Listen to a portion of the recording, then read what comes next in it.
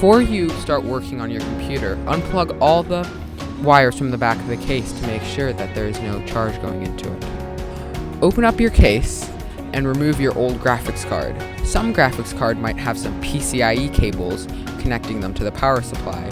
Remove those before taking it out of the slot. Right here we have our new graphics card. It is a GTX 970. Our case is a little bit small, so we're going to have to do a little bit of maneuvering to get it into the case so it can fit.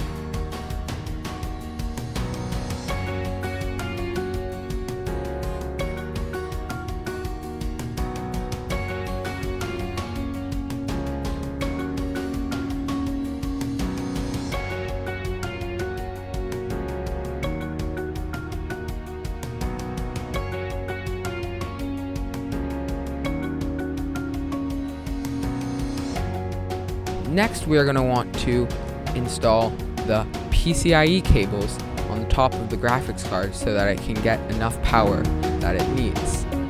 Some cases also might have a screw at the back of the case where the I/O is to secure the card while it's upright.